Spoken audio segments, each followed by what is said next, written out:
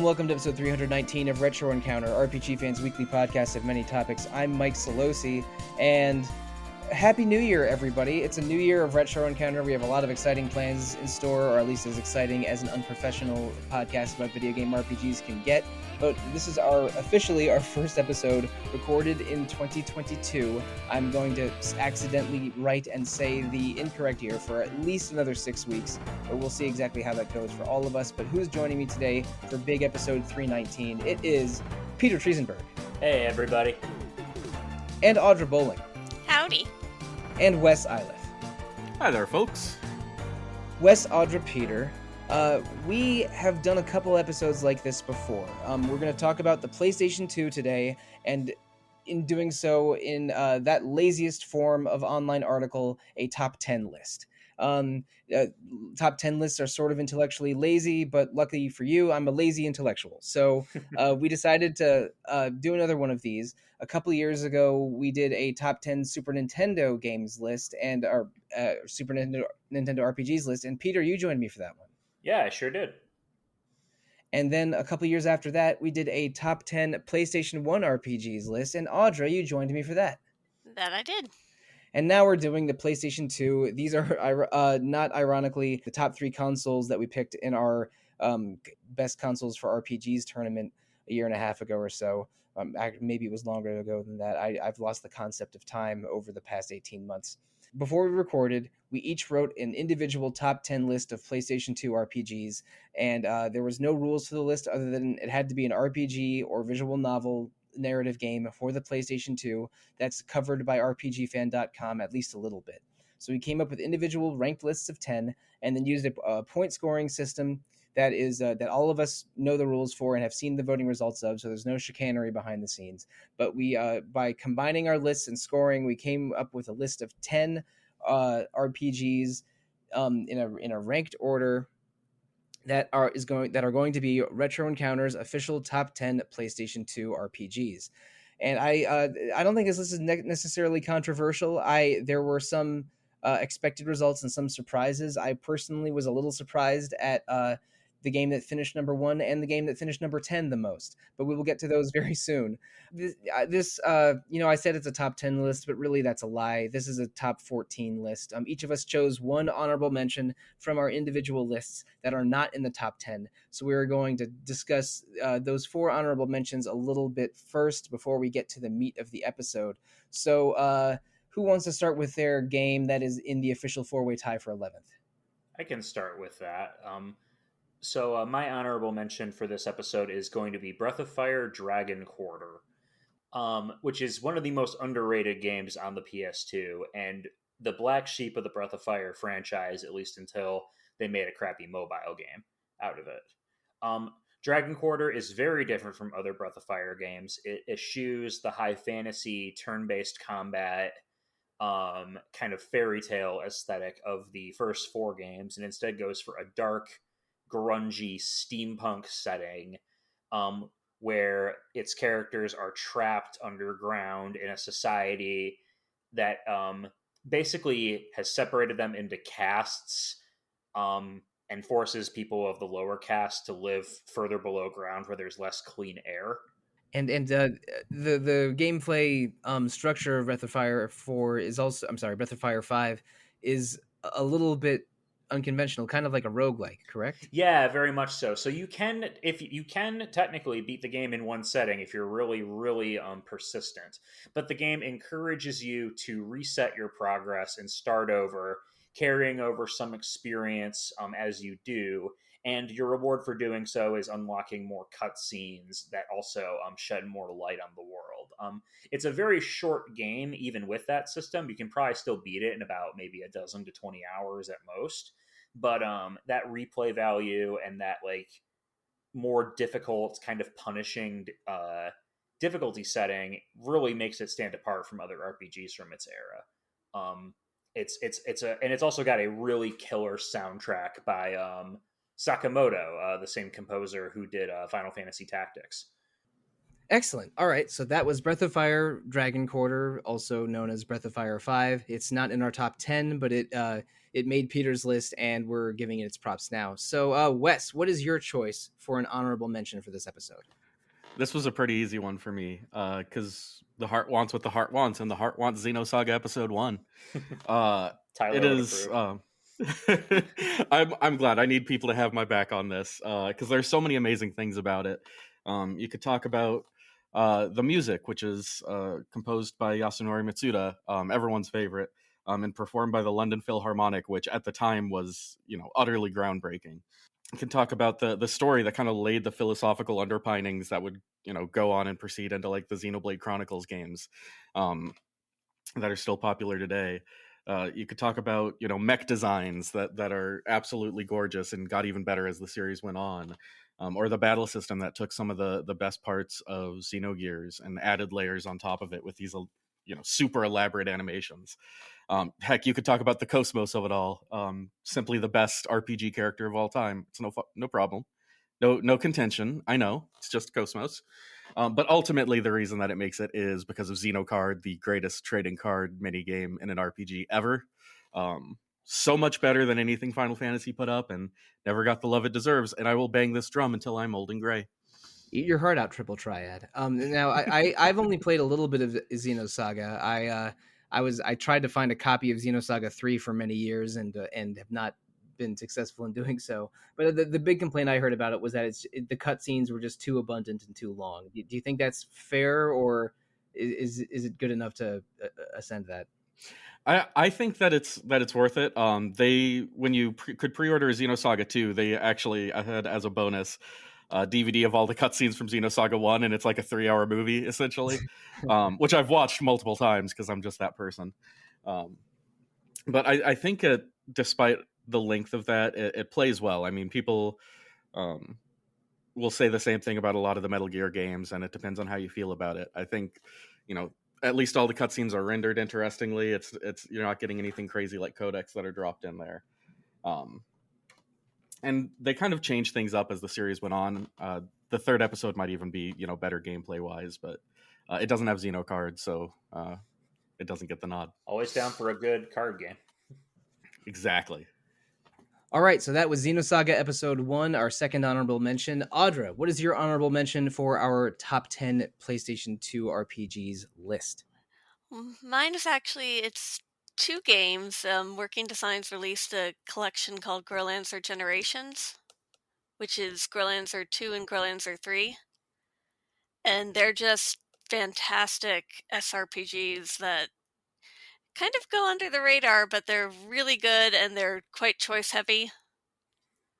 You can affect endings and everything based on your decisions in the game, and they're just so much fun, and the artwork's colorful and gorgeous character designs. Absolutely. that's about it.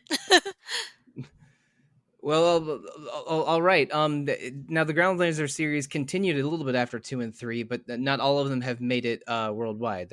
Is that right?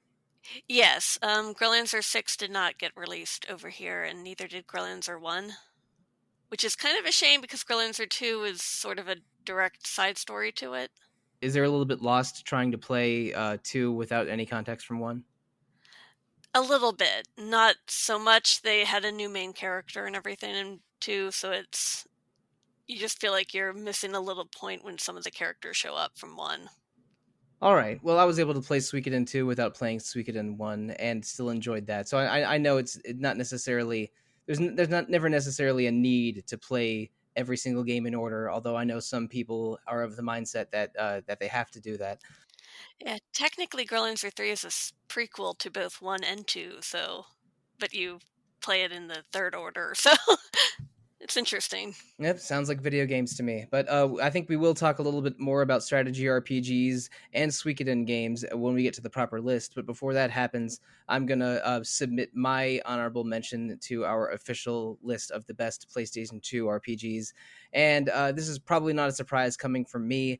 I am nominating Disgaea Hour of Darkness. It is the first Nippon Ichi game that for the PlayStation 2 that was released worldwide. Nipponichi had a couple niche games before then, like Rhapsody: A Musical Adventure and La Pucelle Tactics, which was made before Disgaea, but released worldwide after Disgaea because Disgaea was a minor success. It is a it is a strategy RPG, but not in the same way Growlithe Generations is. There are a few different endings, but they're not really choice based. They're more based on how you interpreted some of the weirder gameplay parts of Disgaea. This is not a Final Fantasy Tactics or a Tactics Ogre or a Fire Emblem that is a an epic storyline that's political and dramatic. It is about a demon boy who wakes up kind of cranky with his dad missing, so he decides to beat up all of the other demon lords around him and take over his missing father's kingdom. It is anime weirdness and exploitative gameplay. You can level up to 9,999. You can jump into weapons and level them up. A major gameplay mechanic is throwing your own units around and making giant stacks of your characters. It's for an audience that's played a bunch of strategy RPGs and wants to get weird with them, and does so with a really funny and sometimes surprisingly poignant storytelling. I really, really love the first couple Disgaea games, and I think Disgaea 1 endures as a really funny and subversive game and fun strategy RPG. But it did not get enough votes from the panel to make the top 10, so I'm giving it its props now. Do we have any other Disgaea players in the house? I mostly love the intro they put in the American version. My friend was a big Disgaea player, so he played it all the time, and I got to hear the Tsunami Bomb song that they threw in the Western release. That the anime intros became more standard for the worldwide versions of the later games. I actually think the Disgaea 2 intro is my favorite of the set. It's anime silliness and RPG mechanical silliness, and if you go in there with the right attitude, Disgaea is a great game that I have been trying to pitch for Retro Encounter for 5 years now, without any success, as you can tell. Like Your time will come. At some point, you're just going to have to make an executive decision on that one, dude. I usually try to make the games we play for game journals and Retro Encounter mostly democratic. Like, I'll ask around what games people are interested in. I'll have an internal poll. I'll always stick with what wins the polls. But despite me sneaking Disgaea onto lists and asking around about it, it's never made it. But maybe 2022 is the year. But it is not the year for Disgaea Hour of Darkness, which is now available as Disgaea Complete and Disgaea DS, and then it's been remade like 5 times. Now there's a lot of ways to play Disgaea, but we're only talking about the PS2 ways to play these RPGs. So congratulations to Growlands Generations, Xenosaga Episode 1, Breath of Fire 5, Dragon Quarter, and Disgaea Hour of Darkness are 4 honorable mentions, but now let's get to the list proper. Ladies and gentlemen and non-binary friends, I was most surprised by the game that finished 10th on this list. If you had challenged me to name the games that would finish in the top 10, I would probably have guessed all of them except for this one that finished 10th. And I'm worried I'm going to say it wrong if I am prompted to now. So, Wes, can you please tell me the game that is the number 10 spot on our Retro Encounter's top 10 PlayStation 2 games? I am so proud of Peter and I for making space for .hack GU Volume 1 Rebirth. Represent. Okay. Now, my understanding is there are somewhere between 7 and 10 .hack games for the PlayStation 2. I also had a popular. There are 7. Okay, 7 in America. Yeah, my guess would have been 7 or 8. And I know it had a popular anime series, and this is the first game of the second .hack saga. Indeed. Correct. Okay, so Wes and Peter, illuminate me.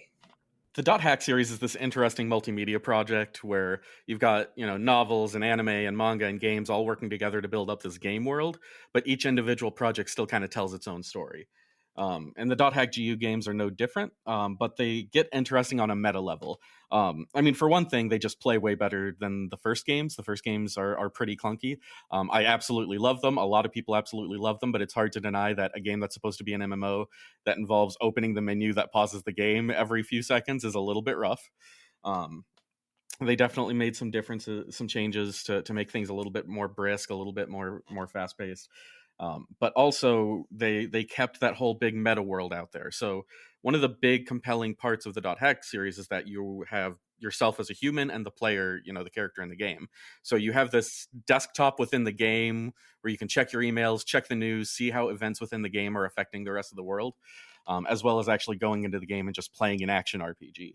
And GU brings so many of them to a head. There are so many characters from old games and old properties that come back without you ever knowing, unless you're really attentive to like, oh, this is the same player behind, Wise Man from the original series, which makes it an absolute delight if you like really digging in, and just making your life dedicated to studying a game and how all the pieces connect. What's handy too is that the GU trilogy was recently re-released as an HD collection called .hack GU Last Recode, which includes all of the 3 main entries on PS2 and a brand new epilogue chapter, Volume 4.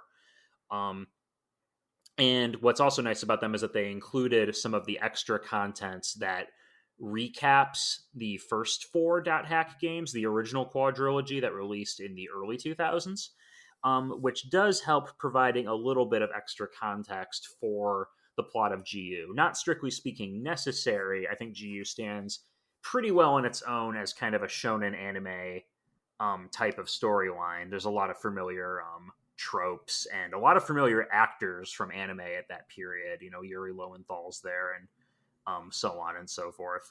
Not the last time Yuri Lowenthal will appear on this list either. But also they having that extra content in there really does help to bolster the experience. In general, what I think is so cool about .hack is that aside from you're getting a pretty fun action RPG with a novel premise and good music, like the music in this series is just amazing.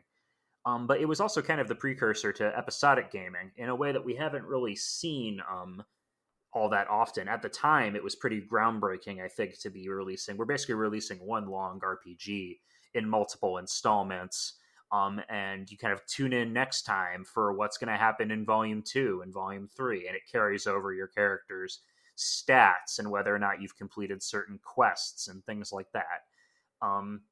It's really fun and really ahead of its time in a lot of ways. Yeah, I mean, I don't know a ton about .hack, only that it just seemed like there was 1,000 of them in the game stores in the late 2000s when I was looking into them, and I know that it's about a group of people playing a massively multiplayer online RPG, and there are segments in the real world and segments in the game world that are equally important. But would you say that this is the like if you wanted to dip your toe into .hack, that last Recode remakes or set of remakes that you mentioned, Peter, would be the way to go? Oh, Yeah, absolutely. for Yeah, sure. it's easily the most accessible way to play these games, especially considering that copies of the original quadrilogy, the original 4 games on PS2 are going to set you back quite a lot, especially Volume 4. Volume 4, I don't think I've seen for cheaper than $200 in a long time. Oh, wow. Yeah, people don't want to let that one go. I think it's coming to Switch, too. The last Recode is, yes. I think that's coming out. I think it's coming out. If it's not out by the time this episode is up, it'll be out very soon. All right. Well, thank you so much, Wes and Peter, for the .hack information dump, which I actually needed a little bit because I have not played in a single second of these games and watched probably fewer than 5 episodes of it on Toonami decades ago.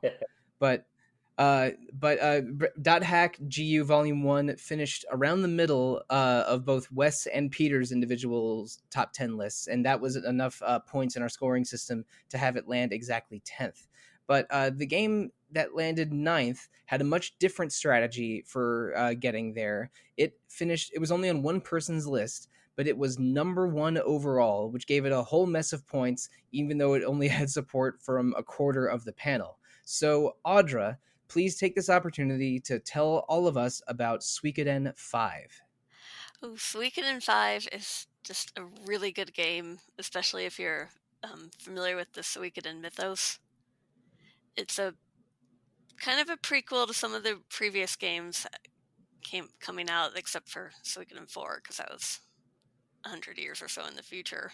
in the past. Sorry, but it's about the legacy of the Sun Rune and the Queendom of Felina. You are the son of the queen, so you're not going to be in power, but your little sister is, and there's a coup that happens, and you end up escaping, but your sister is still being held prisoner, and you have to form an army to help save her and save the kingdom and reclaim the Sun Rune, which is a devastating force of power in that world. It's just, it's really good. Just a lot of political machinations and strategy, and it's just very good. It's a real return to how the games were before, Suikoden 1 and Suikoden 2. 5 feels like a direct continuation of it, where 3 and 4 really felt like they were experimenting. Yeah. Which is a little weird because Murayama was not involved in 5. It was other old Suikoden staff after he Yes. left Konami. But it seems like that the right attitude and spirit went into making that game, because Suikoden 1 and 2 are beloved. And I know that Suikoden 5 is maybe because it's a little bit more of an uncommon game and came a bit later, is definitely beloved, but maybe isn't quite as part of the the canon of JRPGs everyone's played like the first two are. But I know that Zach and Leona and others on RPG fan staff really hold Suikoden 5 in high regard. Both of them, we did 2 episodes on Suikoden 5 a couple of years ago, and it was and I know they were very enthused to talk about it then. But Audra, I love Suikoden 2, and I really liked Suikoden 3 when I played it for Retro Encounter last year. Do you think Suikoden 5 stacks up to 2? Is it a pinnacle, or is it just around there? I'd say it's actually a pinnacle. It's a little slow to start comparatively. Like Suikoden 2 kind of throws you in right away and everything, whereas they world build. You are in a battle and in very real danger of getting murdered in the first moment of Suikoden 2. Yeah. Whereas Suikoden 5 takes a little longer. They set up the story about the Sun Rune and your position within the royal court and everything. But I think the payoff is it's well done. And it's very on par with probably Suikoden 2. At least on par with Suikoden 3. If not, maybe slightly better. Which I love Suikoden 3, but 3 actually made my list, and it was a toss-up whether it was 3 or 5, because 5 is very, very excellent. It's that slow start that had me second guessing myself. But anyone who's interested in the series, get through those 2 hours that might be a little bit choppy waters, and yeah, it's absolutely amazing. But unlike .hackgu, it is a little hard to get a copy of Suikoden 5. It's really only on the PlayStation 2. And when we were talking about recording episodes on it, I almost tried to get on them, and a listener even offered to mail me his copy of Suikoden 5 to do so. But I ultimately declined. And this is one of the rarer games that we're going to be talking about here, at least in the North American market. Yeah, it is a collector's item, that's for sure. Yeah. I hoard my collection of it. Of Suikoden titles, just because it's... Yeah. Right, so that was Suikoden 5. It made our list because it is Audra's favorite PlayStation 2 RPG. Yay! But it was only enough for it to land 9th. But what landed 8th, do you say? It is a game that appeared on 2 people's lists, around the middle of Wes's list and near the top of mine. This is the game that finished 3rd on my list of favorite PlayStation 2 RPGs, so I'm going to kick off the discussion of it, if you don't mind me doing so, Wes. By all means. Now, this is our second ping of the Yuri Lowenthal watch, because he voices the main character of Tales of the Abyss. I believe it's the 6th Tales game, if my math is right. Is Abyss? No, Destiny 2 is first. So, okay, either 6th or 7th Tales of RPG, 2005 for the PlayStation 2. The Tales of series started in the mid-90s with Tales of Fantasia, but Tales of the Abyss is one of the best Tales of video games. We did 2 episodes on Retro Encounter on it a couple of years ago, And you start out as sort of a bratty a bratty son of a noble family who is who is being tutored and trained to eventually be the nobility of his kingdom. He's a bit of a jerk. He pushes people away that try to befriend him or help him, even though he's got truly some very smart and supportive people around him. But he, without going into too deep spoilers, things go very, very badly, and the main character Luke is forced to undergo some major personal growth and character changes in order to like have any respect at all from among his peers. And what happens after that is a somewhat political war story that devolves into a like world apocalypse shaping stakes that has a really, really solid version of the Tales of Action battle system. It's similar to what you'd get to do in Tales of Symphonia, but they add more options like free running and easier over limit skills and combination skills, where one of your characters can sing a song to summon an elemental rune, and a character doing a skill inside the rune circle turns it into an elemental skill. A lot of real weird, fun battle machinations like that. Although I think for most of those elemental combination skills, I would like do it twice and then forget about it the rest of the game. But it's a really solid action RPG from start to finish. The storyline's great. Luke starts out as a hateable brat and ends up being a fairly respectable main character by the end. And that's really interesting to see, to have like a character be deliberately unpleasant and the main character of that. But it's probably in my top 3 Tales of games, and it's definitely in my top 3 PlayStation 2 RPGs because it finished exactly 3rd on my list. So, Wes, what was your Tales of the Abyss experience like? Oh, I adore Tales of the Abyss. Is top 2 Tales games for me. It's that and Vespi, like right next to each other. Tales of Vesperia, for those of you that aren't in my brain and doing weird things with words. I figured you out. I mean, Vesperia is probably my favorite overall, but let's stick to the PlayStation 2 for now. Absolutely. Abyss is wonderful. I mean, that character growth is maybe what got me the most into it. That and a very, very good intro song, which is a big thing for me. But that Bump of Chicken song is dope. It is. I think this is an above average soundtrack for Tales of games. I even talked about it on a recent Rhythm Encounter episode. But the opening sound, the anime song, is iconic for Abyss. Absolutely, and that's why, like, all those reasons are why last year when I wrote the Tales primer for the site, I broke those into generations, and for this generation I took Abyss over Symphonia because I think it's just so much stronger in its story in a lot of ways. But it's also just it's kind of a beautiful cast that when Luke fails in major ways, that cast has to figure out how to deal with him. Some of them forgive him, some of them take a long time to get around all of his failings and his mistakes. And just having that main character that everyone hates for a while and watching him evolve is just, I could do that for every single video game I play and I would be ecstatic.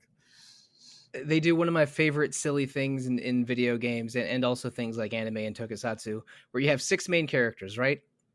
There's also a group of 6 enemies, each of whom corresponds to one of the main characters in a certain way. Oh, I love it. There's like 6 squaring off against another 6. And I love stuff like that every time, always. And those villains, like, a lot of them are really interesting and entertaining to watch. They run the gamut from scary to just ridiculous in a good way for it's a long RPG. You need something to kind of change things up over time. Yeah, and the stuff with what happens between Largo and one of the main characters is like what the hell? Get this weird emotional sentimentality out of my anime RPG. What's going on here? It's like this Tales game wants to make you cry or something. Yeah, this is a game with a bunch of great characters. You care about these characters, you watch them grow, and also the action battle system is pretty cool. You could do a lot worse than Tales of the Abyss. Again, it's my 2nd or 3rd favorite Tales of game. I need to work out my feelings with Arise and give it perspective before I can say it's top 2. But it comes very recommended. And unlike Suikoden 5, it's a little bit easier to find than some of the rarer PlayStation 2 games. I don't think copies get that expensive, and it had a 3DS remake several years ago that you can also find floating around. I played it twice. Once on each system, so that's exactly how it worked out for me. Once in the 2000s, once in the 2010s, and no matter how you manage to play it, Tales of the Abyss is really strong. And worth noting, I'm a big advocate for the Tales series as a multiplayer game, and those elemental fields you talk about, Oh, you use them that's good. so much more in multiplayer, and That's it's got to really be way entertaining. yeah, that's true. That's got to be way easier in multiplayer. I played Tales of the Abyss mostly single player, unlike how I played Symphonia and Vesperia in mostly multiplayer. That does make sense if you can coordinate it, because like um getting your mage characters to set up your phonon field exactly for you, the melee character, with like telling AI to do it that way, not always easy. No, super not. But I think it is the end of us discussing Tales of the Abyss. It finished sixth on West's list and third on my list, which was enough for it to finish eighth. The game that finishes seventh in our Retro Encounter Top 10 PlayStation 2 RPGs was also only two people's lists, but did considerably better in the rankings than Tales of the Abyss. And Peter, I think you need to kick off your our discussion on your favorite PlayStation 2 RPG, Kingdom Hearts 2. Yes. So we all I know about Kingdom Hearts is that it is light and not darkness. So please elaborate. Well, this is true. Kingdom Hearts is light, but not darkness. But Kingdom Hearts 2 is probably where they start to get a little more dark. I think Kingdom Hearts 2 is really everything a video game sequel should be. I have a lot of fondness for the original, but Kingdom Hearts 2 takes the concept of we're going to combine a Squaresoft RPG or Square Enix RPG with the properties of Walt Disney and just really ramps everything up to 11. You've got an excellent assortment of new Disney worlds, ranging from animated classics like Mulan to Hercules to live action movies like Tron and Pirates of the Caribbean. The combat has been, while it's the same framework of we're taking an action RPG battle system and sort of using a command menu, everything about it has been, all the kinks have been smoothed out. Kingdom Hearts 2's combat is still held in high regard by the fan base as the high point of the series.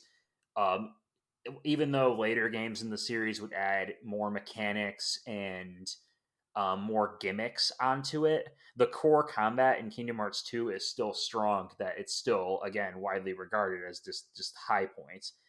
Sora has multiple transformations he can do in battle that give him a lot of freedom and different options in combat.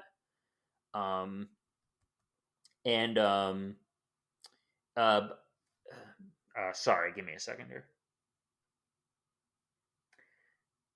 And the story of Kingdom Hearts 2 also just really is where things start to get a lot more interesting, with fan favorite characters like Roxas and the different Organization 13 members, and resolving plot threads and setting up new mysteries that would reverberate throughout the other games in the series. This is really the game, I think, where Kingdom Hearts becomes Kingdom Hearts as we know it. And it's easily probably my favorite PS2 RPG. Now, as you, the panelists, and probably many of the listeners know, I have played Kingdom Hearts 1, but that is the end of my Kingdom Hearts experience.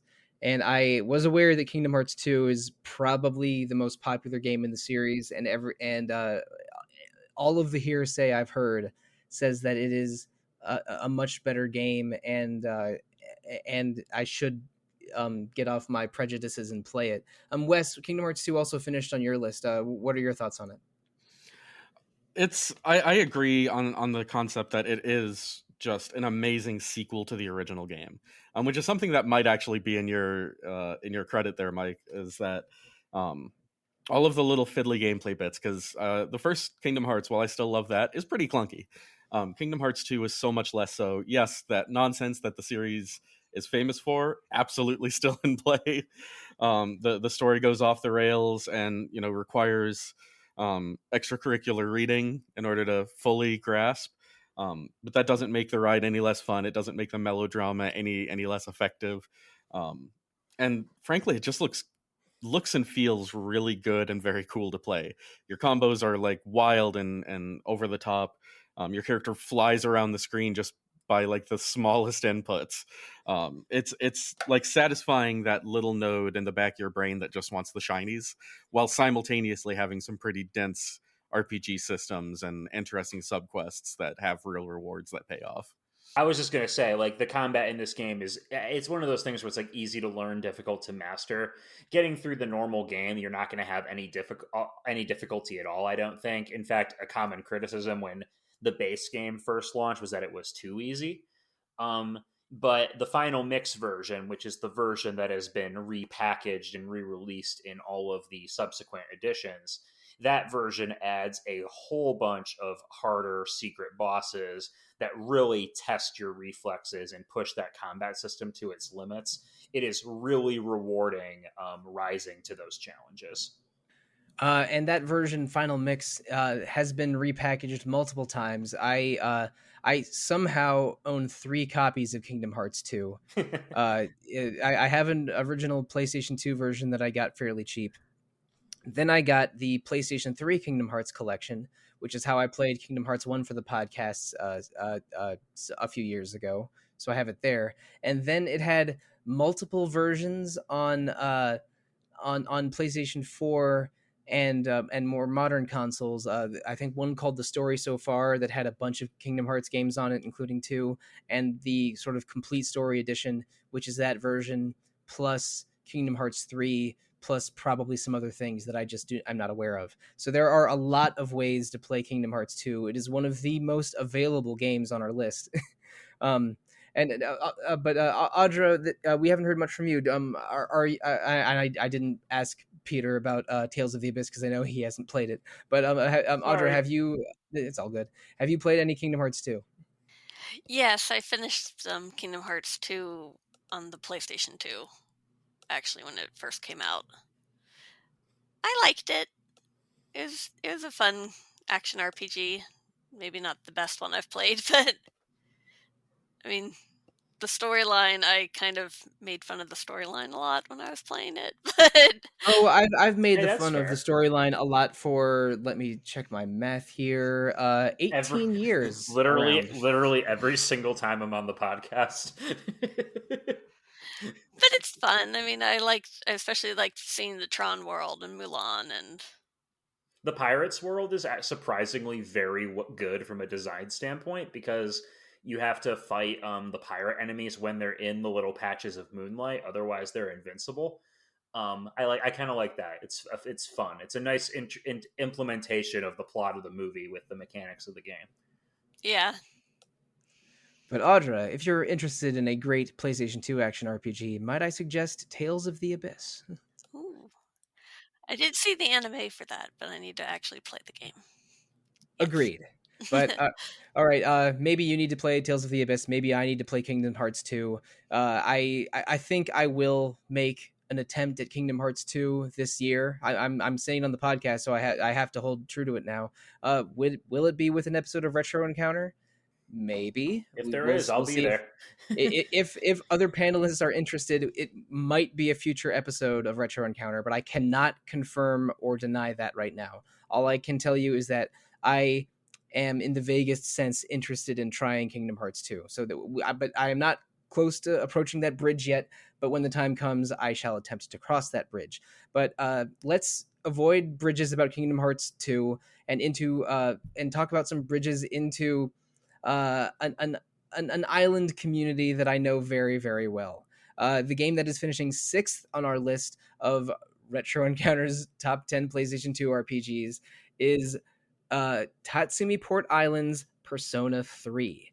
Persona 3 finished in the top 5 for both myself and Peter, but failed to appear on both Wes and Audra's list. And then that's been a trend for these first several. Like a game will show up on 2 people's lists, but doesn't have support from the whole panel to crack the top 5. I played P3P. That counts? Okay. I wasn't sure if it counted since I hadn't played the PS2 version.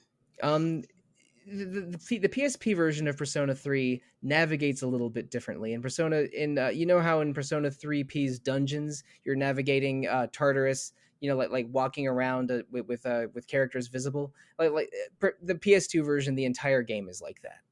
Ah. You're just navigating around in person instead of in visual novel menus. But the PS2 version of Persona 3 also has a lot of clunkiness to it. Like, you can't change your allies' equipment unless you're in a dungeon, and you have to sort of talk to them and ask them to change it. They hadn't totally figured out the Persona formula yet with the PlayStation 2 Persona 3. There was definitely a little bit of the older Shin Megami Tensei games in there as well, especially with I mean, this is something the series still has, where like if the main character dies, it's game over. Doesn't matter how many other party members you have.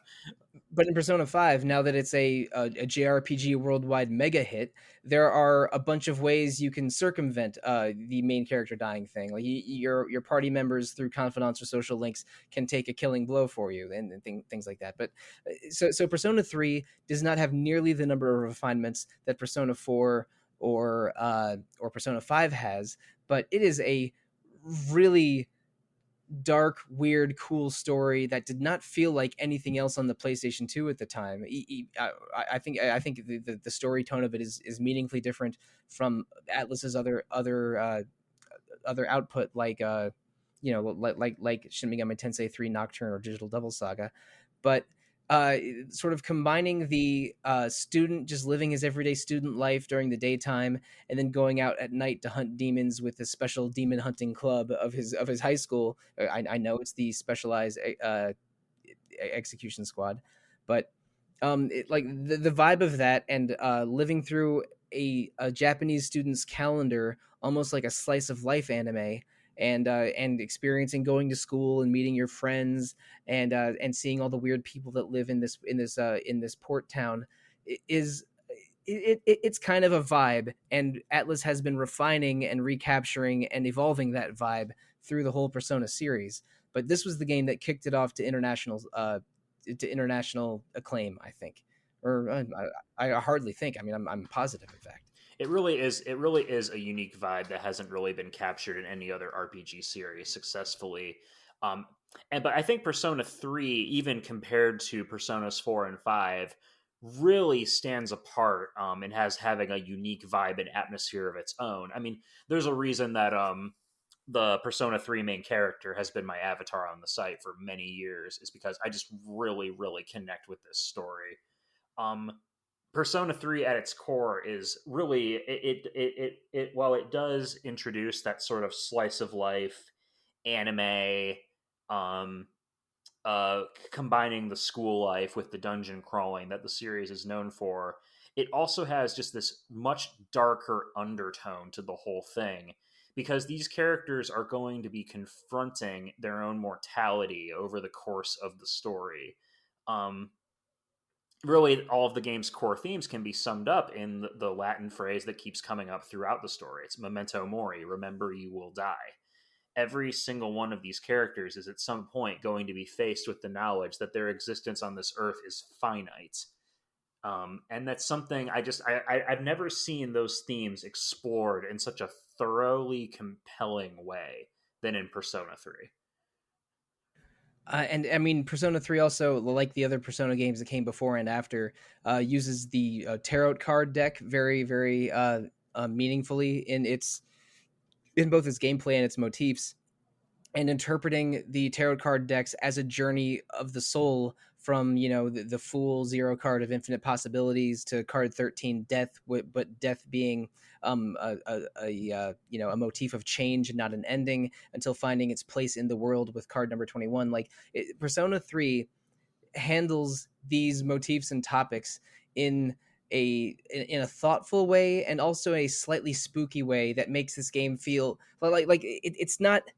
It's not completely chuny and edgy, but you can feel the edge a little bit, and it's a fun edge, like one and to the point where a character shooting themselves in the head with a fake gun to summon demons eventually feels normal and not disgusting. Yeah, it's like, I think this game got a lot of attention when it first came out because it's got this imagery of suicide, and it's got this this sort of, I mean, I hesitate to say punk rock sensibility, but like, I remember articles in gaming magazines that were going on about this weird Japanese RPG that has like teacher student dating and people shooting themselves in the head and all this stuff like that. And then you get into it and it's like, no, this game actually addresses these themes in ways that are really compelling and interesting. And honestly, I think in a more mature way than people gave it credit for at the time. Calling it punk rock is way too much credit, but having like, Though but Persona being 5 has tried. yeah, no kidding, but being a unique tone that handles these kinds of topics interestingly and thoughtfully, while having really fun, compelling gameplay, following your character schedule around, and fusing gods and monsters from folklore into stronger monsters from gods and folklore, like is still cool, and those like Persona ideas have infiltrated into Shin Megami Tensei main series in a lot of ways, and a lot of games have been inspired by Persona 3. I think there's way more visual novel and dating sim elements in RPGs today, and Persona 3 was one of the original perpetrators of a lot of those ideas. But Peter, we have breaking news. You will not believe what I've just discovered. It's related to Persona 3. Actually, I already knew. This is our third Yuri Lowenthal watch Right. sequence. Yeah, he voices the protagonist, and spoiler alert, this is not our last Yuri Lowenthal watch of the episode. This is the mid 2000s when Yuri Lowenthal and oh god, what was his name? I'm blanking. This is a little bit before the era of Nolan North. But Johnny Young Bosch. It was Johnny. Johnny Young Bosch. Yeah, those Johnny were the protagonists. Johnny Yeah, Young Bosch and Yuri Lowenthal were in everything. I mean, they're the two male leads in Tales of the Abyss for one. If we want to add Johnny Young Bosch, former Black Power Ranger, to the mix. I'll forever know him as Ichigo. No, he is the second Black Power Ranger, and I will take no other input on the discussion. He was sad at being a frog. That was the most important thing about him. That is also true. And I still cannot. And the guy who voices the robot Ninjor in Japanese is also the voice of Disc the Reaper in Japanese in Tales of the Abyss, Kazuki Yao. But anyway, let's stop getting weird about voice actors until it is time for the fourth episode of Yuri Lowenthal Watch. Persona 3 finishes 6th on our list of RPG fans' retro encounters. Top 10 PlayStation 2 RPGs. I am repeating that phrase so much it is definitely annoying by now. But now it's time to address the game that finished 5th on our list. We've already had Audra's favorite PlayStation 2 RPG, Suikoden 5, show up, and Peter's favorite PS2 RPG, Kingdom Hearts 2, show up. It is time to introduce Wes's number one game on their list. Wes, please initiate the discussion for Shadow Hearts Covenant. You know, I'm always happy when I get to talk Shadow Hearts, and Shadow Hearts Covenant isn't just my favorite PS2 RPG. It might be my favorite game of all time, despite any problematic elements it may have, because it's such a fascinating game. It's a direct sequel to the original Shadow Hearts, but somehow manages to stand alone because ultimately this game is about grief. It takes place following the bad ending of the original Shadow Hearts, and almost everyone in the game is somehow dealing with grief over the horrible events that happened before. And even without knowing those directly from the original game, you catch everything by context and by people talking about it, and you feel in their emotions the loss that they felt and how they're dealing with it. Now, on top of all that, it's just a cool concept for an RPG where your main character, Yuri, not Lowenthal, just Yuri, yep, correct. This is not Tales of Vespi Yuri or Lowenthal Yuri. Or Gagarin Yuri. This is a whole new Yuri. This is the half Russian, half Japanese demon transformer who can bring on the powers of demons and transform into, in this game, a whole bunch of different demons with various different powers. The whole combat system is based around the Judgment Ring, which is this little circle with hit areas for your character's attacks. You hit this spinning bar, and if you hit it in the right spot, you deal damage. If you hit it in a smaller spot, you deal damage and deal additional damage. This is something that carried over from the original Shadow Hearts, but I think Shadow Hearts Covenant does it Shadow Hearts Covenant does it better. One, because the colors are a lot easier to distinct for poor colorblind people like me. And two, because they don't overuse it. In the first Shadow Hearts, they use it for everything. You have to go open a sewer grate and you're doing a Judgment Ring. Well, okay, look, hold on a second. Because in Shadow Hearts Covenant, you still have to try to get critical hits at merchants for getting discounts on goods with the Judgment Ring. And I say this still, that it is toned down from Shadow Hearts 1. All right, I'll take even your with word that for it. involved. Because yeah, it wants you to deal with that ring all the time. It keeps you a little bit engaged in the game, but there's also this interesting combo system where, based on positioning of your characters, you can have all your characters kind of act in a combo and just really wail on a single enemy. It's one of the best tactics for boss fights. But ultimately, it's the story that gets me. I think this is the first game I played that actively made me cry, as a younger person. In the moments leading up to the final dungeon, grief as a subject deeply appeals to me and has only appealed to me more as the years have gone on, and it's rare that games actually deal with it. Also, you have a pro wrestler vampire who picks up like frozen fish and lockers off the ground and uses them as weapons. Oh, you don't have to tell me about Joaquin. Like, if you know me and you know Shadow Hearts Covenant, then you know exactly who my favorite character in the game is.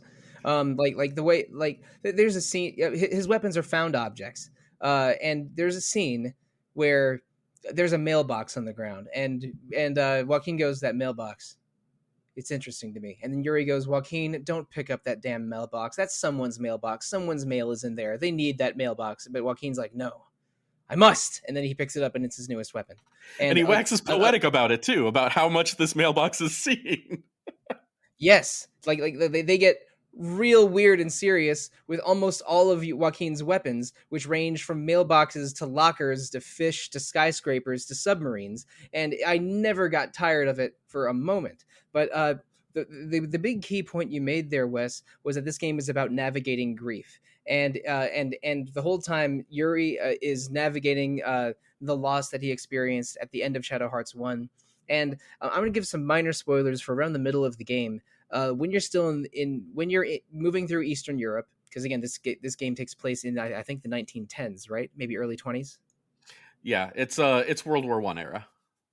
Okay, so yeah, so I think like maybe just after World War One, so like middle of the 1910s, and so there are seeds of revolution brewing in Russia, and Gregor Rasputin is an influential figure within the Russian court, and in Shadow Hearts Covenant, Rasputin is involved in demon summoning and worse. So like when he's introduced and there's a bunch of drama around him, I'm thinking to myself, oh, Rasputin is going to be a megalomaniacal like sorcerer in this game, not unlike the Don Bluth film Anastasia, and Anastasia joins your party in Shadow Hearts Covenant, which is amazing, which is excellent. And he's going to be the final boss. He's going to be like some crazy big sorcerer that turns into a big demon at the end, and that's how Shadow Hearts Covenant is going to go. I will not go to spoilers beyond that, but let's just say I was wrong, and stuff goes in very unexpected directions. And the main character, not main character, the main villain of the game is navigating grief and suffering greatly and turning towards incredible darkness in his suffering, kind of like how Yuri is. And I know it's more complicated than that, but we won't go there because that's definitely spoiler territory. But Shadow Hearts Covenant is perfectly playable if it's the only Shadow Hearts game you finish, like is the case for me. I've played only the very beginning of Shadow Hearts 1 and Shadow Hearts 3. But it has these high concepts that feel unique for a JRPG while having really solid action gameplay with characters that feel very diverse and different.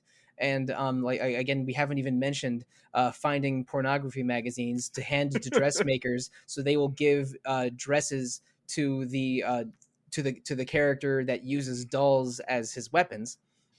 Was considering whether or not to mention that one. Yeah, I mean, and all the silliness around Joaquin. This is a game with bizarre design sensibilities and senses of humor that is a total that is a little weird. Again, you got to go in with some appreciating some like I don't know, some candy colored gothness maybe, but like but it's successful throughout.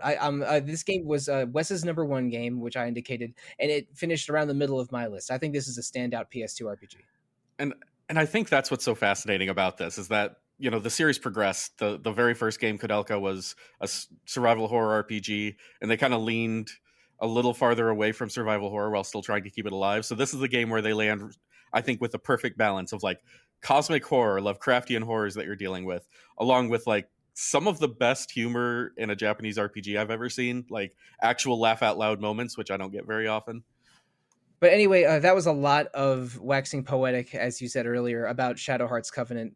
This is an excellent PS2 RPG. We did 2 episodes on Shadow Hearts Covenant a few years ago, and 2 more episodes on the first Shadow Hearts a year or 2 after that. And Peter, Shadow Hearts 1 was on your list, and I believe you were on those episodes. Yes, I was. I have Shadow Hearts Covenant. I just haven't played it. It is on my to-do list soon. I probably got to replay Shadow Hearts 1 at some point too. I should just play the other 2 because I do own all 3 games. Yeah, me too. They're a little expensive, but not as brutally difficult to find as Xenosaga 3 or Kudelka. Their PS1 predecessor is a lot harder to find than the Shadow Hearts games. But unfortunately, I don't think they're available on any legal modern system. Which is I'm not even sure who holds the rights.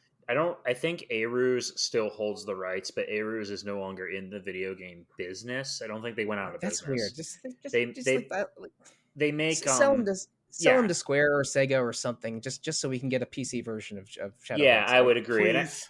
And then like Xseed did the localization for 3, so I don't know how that works. And it's like, yeah, so Yeah, that was one of their early gets. Yeah, Xseed only started localizing in the middle 2000s. I think one of their first ones was a Wild Arms game, but they made some mistakes and didn't fix a few game breaking bugs, so they got some flack for that. Audra is the Wild Arms expert here. She put 2 Wild Arms games on her top 10 list, but including Wild Arms 3, which we did 2 episodes of the podcast on a few years ago. Oh, yes. I love Wild Arms. Yeah, but no more Wild Arms discussion. Audra, have you played any of the Shadow Hearts games? No, unfortunately not yet. They sound awesome though. I think you'd really like them. Like track down literally any of them and play them is my recommendation. But that is enough Shadow Hearts Covenant discussion. It finished 5th on Retro Encounter's top 10 PlayStation 2 RPGs list. So let's go on to the game that finished 4th. And wait, 1 second, international emergency. Stop the podcast. It's another Yuri Lowenthal watch.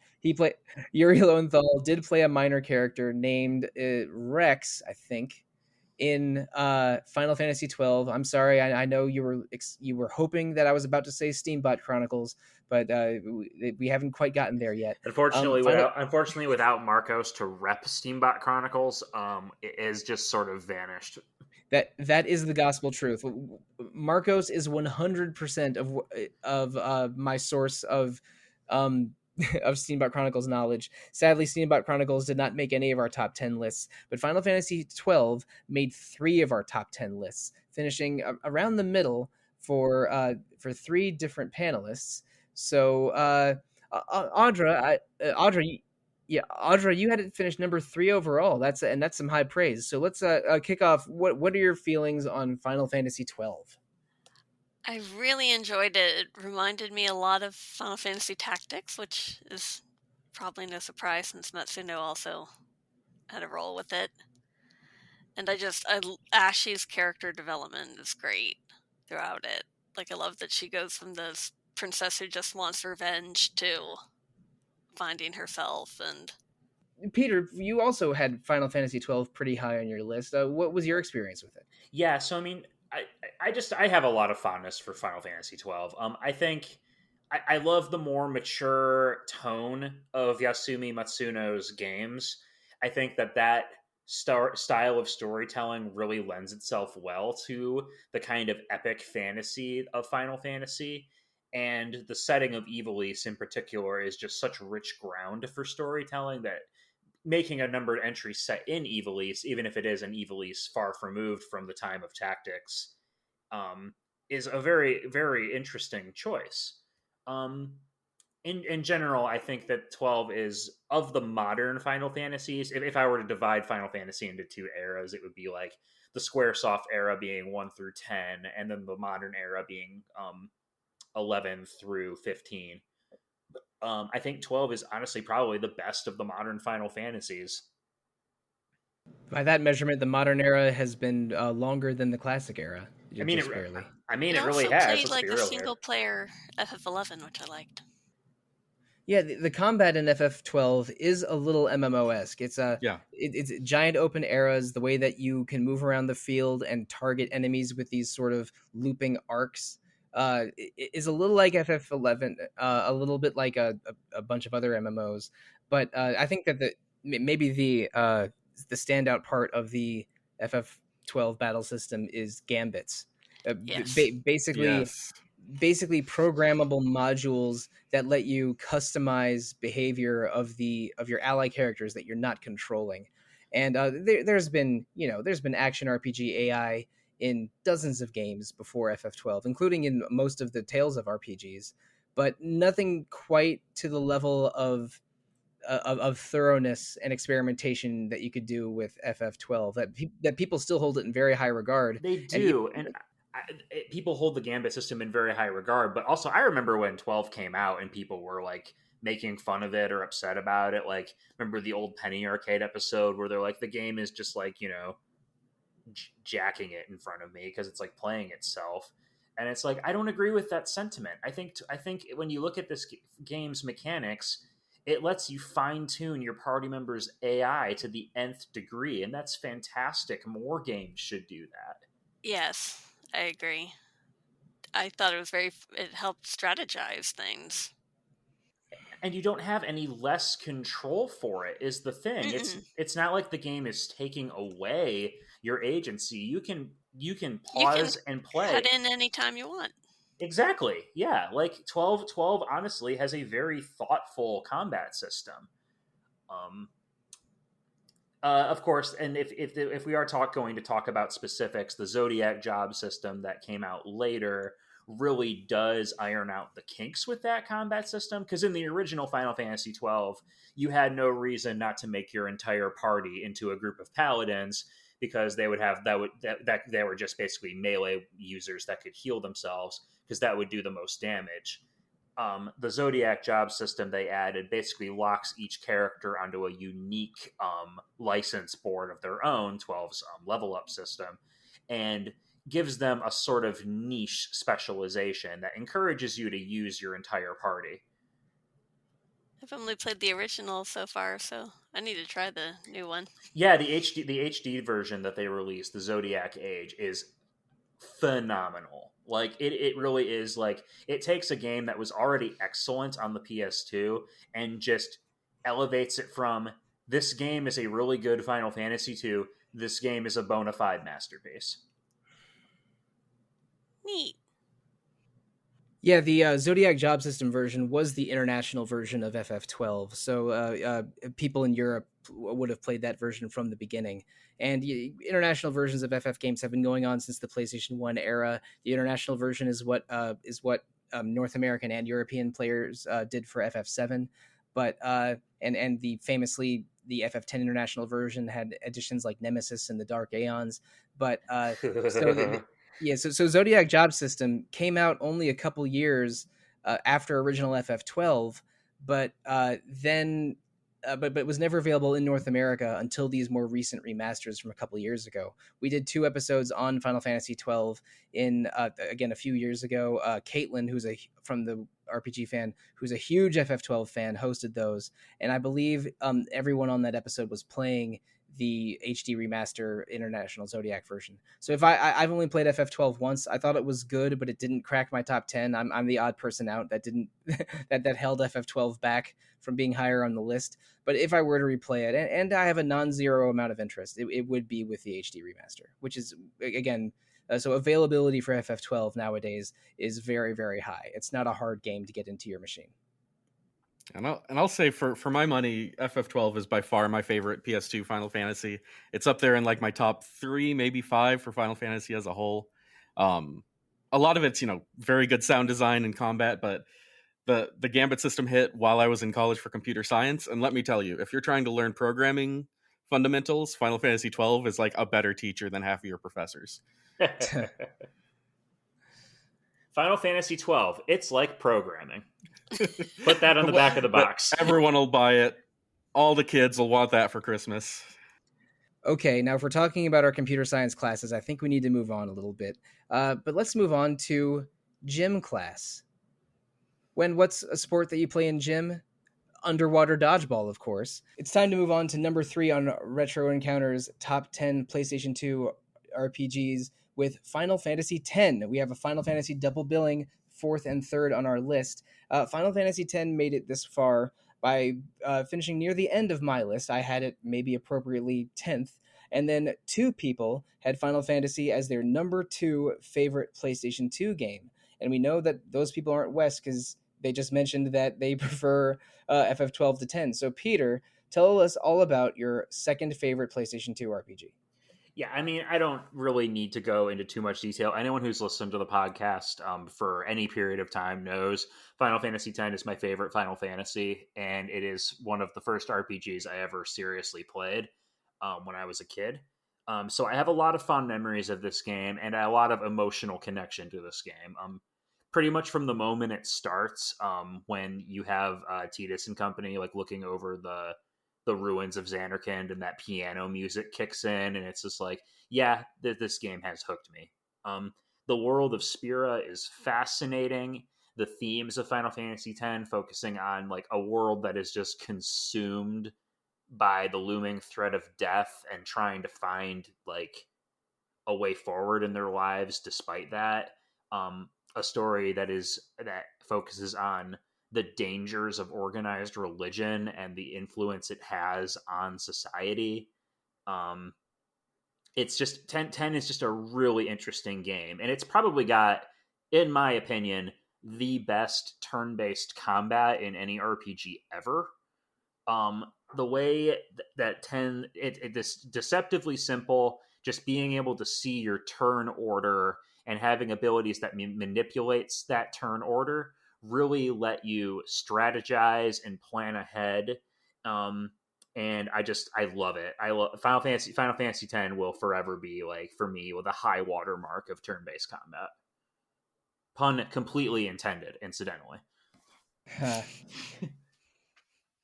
So, Audra, if FF10 was also your second favorite game on your individual list, what was your experience with it like? I adored the story, and the world of Spira in general it was utterly fascinating.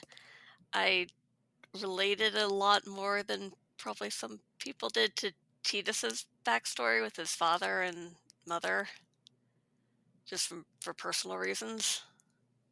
And so that kind of stayed with me, especially the ending with him learning more about his dad. And I love the comments on organized religion and just the even fact that they kind of go into racism a little bit more than I've seen a lot of JRPGs do. It was utterly fascinating. Now I know you haven't played a Tales game because you have not experienced half-elf racism, which is an oddly recurring theme there. But I don't think it's that new for JRPGs to criticize organized religion or racism. I mean, just thinking back to the Breath of Fire 2s and the Tales of Phantasias of the world. But Final Fantasy X does that in a pretty maybe not nuanced, but in a pretty thorough way that has you sort of feeling for the struggles of the people oppressed by those, and I mean, with avoiding some spoilers, FF10 to me is a game about breaking it free of destructive cycles. That are, whether it's Tidus's relationship with his father or the world's relationship with the monster Sin, and basically just trying to break a cycle of tragedy and sort of like learning about the world and then not fixing, but sort of overcoming this crisis that is holding the world hostage. I think FF10 is excellent. When it first came out, I was a little biased against it because I really really love the Super Nintendo Final Fantasy games. I think I was probably playing FF5 for the first time around when 10 came out, and and I also sort of had similar criticisms about 7, 8, and 9. But so I resisted really liking FF10 until I played it for the podcast, ironically, in 2015. And without those podcasts, FF10 would not be on my list at all. But now I respect it for being a really really beautiful RPG that adapts Final Fantasy ideas in exciting modern ways. Has a really good turn-based combat system that Peter alluded to, and I think mostly succeeds on its themes and concepts. I think FF10 is good, but it's not in my absolute favorite PS2 RPGs. And it ended up finishing third on our list. FF10 is great, undeniably great, and it has been an episode of Retro Encounter, just like I think, about 7 or 8 of these others. Let me count. Okay, Suikoden, Tales of the Abyss, Persona 3, Shadow Hearts, 10, 12, and the game next on our list. Yeah, 7 of the top 10 have been episodes of Retro Encounter. So let's go on to that game that finished second. And I'm going to kick off the discussion of this one because this is my favorite PlayStation 2 RPG. And I'm overjoyed that it finished second. But we'll talk about how exactly these rankings shook up a little bit later. Number 2 on RPG Fans Retro Encounters list of top 10 greatest PlayStation 2 RPGs is Persona 4. I got into Persona in the early 2010s after avoiding it for a few years. I loved Persona 3 when I first played it and switched to Persona 4 a short time after and loved that one even more. And it's a similar concept to Persona 3. I mean, almost an identical concept in that there are supernatural happenings around town. You live in a Japanese city, and you're a teenager who goes to school during the day and makes friends, goes to class, goes to clubs, does student activities, and then at night you engage with this supernatural threat. And in Persona 4, it's jumping into televisions because at least 2 murders take place by people being trapped in televisions and then killed by the shadow demons inside.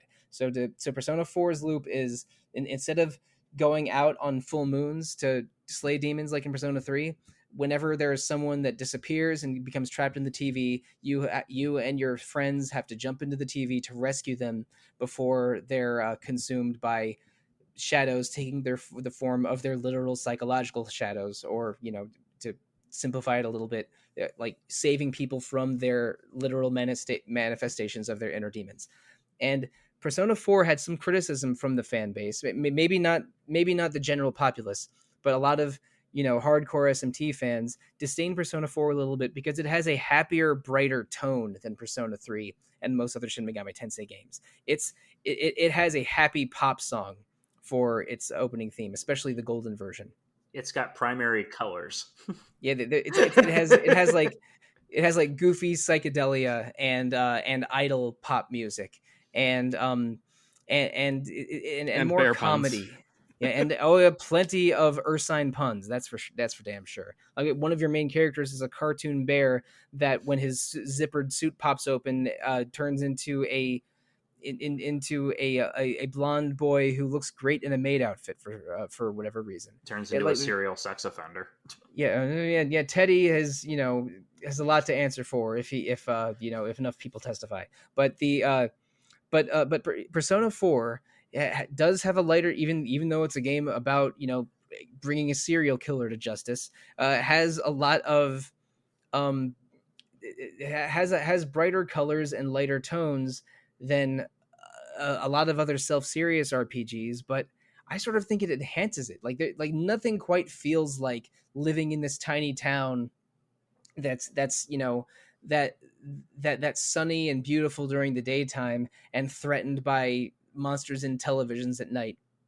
And the way it has individual character arcs centered around literally defeating your own shadows, your own inner demons, develops the main cast in really fascinating ways. So like every major arc of the story, or at least most of them, say I don't know, 6 out of the 8 or thereabouts are about one of the major characters like confronting their inner realities and becoming stronger as a result. And the individual small stories that you get in the social link segments, which are also in Persona 3, but basically getting to know a teammate or one of the people around town in the form of a side quest that also makes the personae that or demons that you summon stronger are really beautifully written. I love the story of Persona 4. It is an 80 to 100 hour game that I have beaten 4 times, which I don't necessarily recommend that, but I definitely recommend finding the Vita or Steam version of Persona 4 and giving it a try, because it is one of my 2 or 3 favorite RPGs of all time, and definitely my favorite PlayStation 2 RPG. Mike, So that I was recommend beating it 4 times if it's any consolation. I'll take that on for you. I beat it twice on the PlayStation 2 and twice on the Vita, and I'm worried if I ever download the Steam version, that's another 160 to 200 hours of my life gone. Oh, Man, after my own heart. That could have been spent playing Monster Hunter. If I ever get that Steam Deck, I'm gonna download that version of P4, and then it's all over. Oh god, that'll be like playing it on the Vita again. Exactly. P4 Persona 4 is great. It didn't make my list just because I connect more to 3, but it is a really good game with a really lovely cast of characters, and I just find it to be cozy and intimate in a way the other Personas aren't. I think there's just something about the town of Inaba and living with Nanako and what's the police guy's name? Help me out. Dojima. And Dojima and hanging out with your Scooby-Doo gang of friends, solving mysteries and jumping into televisions. It's kind of got this like sort of Twin Peaksy vibe to it that I appreciate. And it just feels homey. I like that. My theory is that the season 4 of JoJo's Bizarre Adventure manga was inspired by Twin Peaks, and Persona 4 was inspired by JoJo Part 4. is my official theory on the matter, but I will not be taking questions off the air. I can see the chronology. Yeah. But the Persona 4, I think it really holds up. Audra, you at least recognize Dojima's name. Have you played Persona 4? I played it on the Vita, the golden version. So yeah, yes. No, that's Persona 4. The golden version adds some new calendar moments, and basically all the January, February, and Marie stuff is only in golden. But but everything else, and one other social link, but everything else is the Persona 4 PS2 experience. It is awesome. Yeah, because Persona 4 was actually my number 3 on there. Which puts it pretty high, because I was keeping to a completely unnecessary one game per series, and I counted the entirety of Shin Megami Tensei as one to prevent my list from being overrun by this and Digital Devil Saga and Persona 3 and all that. I completely didn't do that. A full 40% of my list is Atlas, and if you count Atlas publishing the PS2 version of Disgaea, it moves to a full 50%. So yeah, I did not follow a rule resembling that. Yeah, it was very tempting.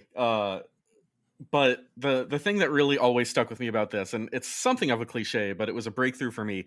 This is the first game I ever felt like I really knew the characters, and like I felt close to them as a person, not like as a character in the game, but as a human being. This felt like a group of friends, and I felt sad when I had to like end the game and see them go, and like riding away from them in the game affected me as a human outside the game, which is weird. Very few games have done that after. None of them had done it for me since, and that cast, the way that they all interact and grow together, I still don't think I've seen anything meet that level yet. There's something about Persona games and having just complete weep fests for end credits. I'm counting spin-offs. I think I've beaten like 7 or 8 Persona games, and all of them except for the dancing ones just have me, and the fighting game ones, just having me like shedding real tears at the credits. Persona 3, Persona 4, Persona 5, Persona Q1, Persona 2 Innocent Sin, holy moly. Like the complete tear jerkers for end credit sequences. And Persona 4 starts with a new transfer student visiting Inaba, and he's only going to stay there for a year, and everyone knows he's only going to be there for a year, and then he has to go back home to the big city. And the game ends with him riding away on a train with his friends that he made through that whole year in Inaba, like running after her, saying like, "Send us letters. This is like we'll see you again, right?" And it's oh man, it just kills me. Crying. But it didn't kill me to see Persona 4 finish only second and not first on RPG Fans Retro Encounters top 10 list of PlayStation 2 RPGs, because the game that finished number one is a game that I love, and it's a game that Wes and Peter also love because it appeared on your list. But remarkably, even though we give bonus points for a game finishing number one in our scoring system, this game finished number one overall in this little thought exercise, despite not receiving a single first place vote. It was second on my list, second on Wes's list, and eighth on Peter's list, which was enough for it to finish number one overall. So, who would like to introduce our official number one game on our top 10 PS2 RPGs list, Dragon Quest VIII: Journey of the Cursed King? I gotta jump in because Dragon Quest VIII is a masterpiece and still one of the highest bars that the series has hit, for a series No with a lies lot of detected. high bars. Dragon Quest VIII revitalized the series. It gave it even a portion of the recognition in America that it's been enjoying in Japan for its entire life, due to taking that core, telling dense, complex stories very simply, which is super appealing. There's plenty to dig into, plenty of unique events and character moments to deal with, but it's all feels like a standard adventure still. But all of a sudden, we're dealing with AAA level graphics, really interesting designs that are rendered in full 3D. It feels like a modern RPG while still playing like the Dragon Quest you know and love, and having all of those little touches like alchemy pot systems and hunting down the monsters for the monster arena, which is sometimes necessary to take down certain bosses. There are all these I think you mean Mori's monstrous pit. Ragazzo. It is an amazing game. One of the best in the Dragon Quest series, and it could not be more deserving of number one. That's my 2 cents. Dragon Quest VIII is also how I learned that ragazzo is an Italian word that is a casual way to say young man, which is a nice little tidbit. But Dragon Quest VIII took this series that I thought of as Final Fantasy's backward cousin for several years, and into a fully realized modern game that tells an incredibly beautiful story with beautiful visuals. And okay, no comment on the music because whatever. Rest in peace, Sugiyama. If Final Fantasy games are convoluted sci-fi fantasy epics that have you traveling to the moon and through and into the underworld and facing like cosmic gods in psychedelic vortexes, Dragon Quest games are like fairy tales. Like you usually start out as a hero meeting a king or rescuing a princess or finding a lost legendary item. It's easier to explain a Dragon Quest story in 2 or 3 sentences than just about any other RPG on our list here. And but Dragon Quest VIII has this story that has just characters with so much life and personality in them, and is rendered so beautifully with these level 5 cell shading graphics that it was really transformative. Like I don't think the visual journey from Final Fantasy 9 to Final Fantasy 10 is enormous. It's big, but it's not big at all compared to going from Dragon Quest 7 to Dragon Quest 8. Absolutely wild. It is completely shocking, and it also had the open area spaces that you travel through feel way ahead of their time. I mean, going through segmented zones looking for treasure chests in Tales of Arise a month ago, it doesn't feel that far removed from the sort of segmented zones in FF12 and Dragon Quest VIII. This is similar to Persona 3 in that it was a transformative game for a long-running series coming to an international audience for the first time. Dragon Quest VIII was the first Dragon Quest game released in Europe, and it was one of the games that really sold me on loving the PlayStation 2 as a great system for RPGs. I didn't get a PlayStation 2 until a little bit late. It was 04 or 05, and Dragon Quest VIII was probably one of the first 6 or 7 PlayStation 2 games I owned. But it really holds up. I think that the 3DS version is maybe a little choppier visually, and the orchestrated music doesn't have as much of an impact, but it makes a lot of smart gameplay changes that make it definitely the best way to play Dragon Quest VIII nowadays. But this game is so special to me. It is definitely one of my 3 favorite Dragon Quest games if I were to rank them, and I subconsciously rank everything, I guess. But I've already talked too long. Dragon Quest VIII is a masterpiece, and Audra, you should play it so it appears on your list when we do this again in 10 years. I know, I want to. I want to play all the Dragon Quests. There were a lot of copies made of Dragon Quest VIII, so it's not that hard to find. I do have a copy of the DS version. Ooh, lucky you. 3DS, yeah. Yeah, Fine way to play. That counts, absolutely. That's a great way to play, and that version has gotten surprisingly rare. I think it came out at the tail end of the 3DS's life cycle, so it kind of had a limited print. But the PS2 version is very easy to come by. You're right. It was very late. I think it was 2017 or 2018 when it came out. I'm gonna look that up. Yeah. So I mean, I had a copy and sold it like an idiot, but so I don't have that version anymore. But then I bought it again digitally, so it's all good. 2017 it came out. So yes, towards the end of the 3DS lifespan. Dragon Quest VIII is very good. It didn't make it very high on my list just because I don't have as much of a connection to it as you guys, I think. But Dragon Quest is just the comfort food JRPG series. It is classical fantasy tropes with a colorful aesthetic from a beloved manga artist. The music on the PS2 version, we'll give Sugiyama well-deserved crap. The orchestral compositions in the PS2 version are legitimately very good and give the game, I think, a very unique audio soundscape. But whatever version of 8 you play, you're going to be playing one of the best RPGs made for the PS2. I was playing that when we had family over for one reason or another, probably a reunion or Thanksgiving or something. And my elderly aunt was watching me play Dragon Quest XI. Shout out to my Aunt Maria, who I think is almost 90 now, but she would have been in her late 70s.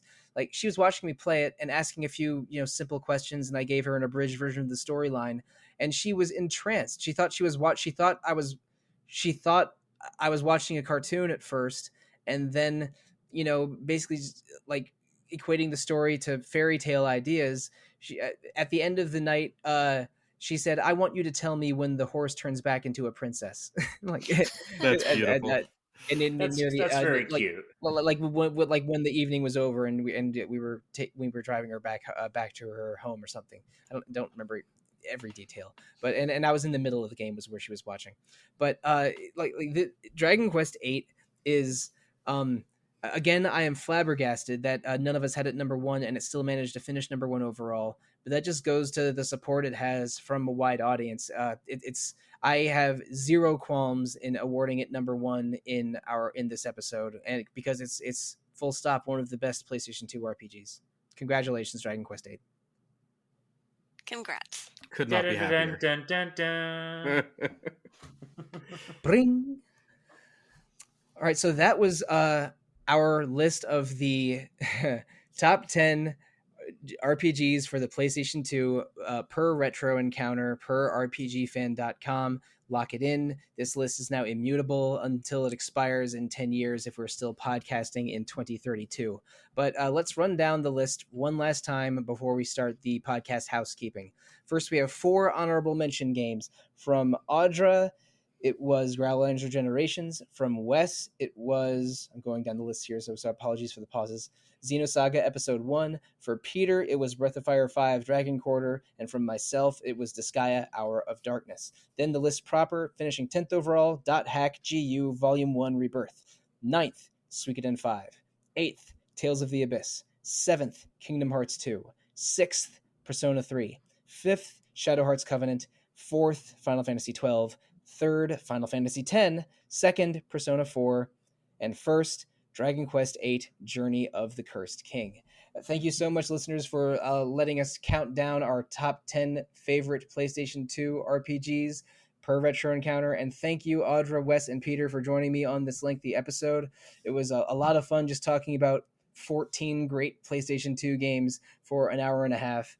This makes me want to go back and play the ones of these that I have missed, which are only Kingdom Hearts 2, Suikoden 5, and Dot Hack, blah, blah, blah, Rebirth. So maybe I will get to those in 2022. I have copies of Kingdom Hearts 2 and no, just Kingdom Hearts 2, actually.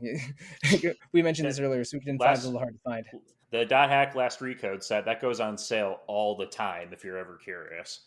I might have to add it to a wish list or two, but for now, I am content to just procrastinate Kingdom Hearts 2 until I can no longer resist the urge. Till I show up at your front door with like a baseball bat.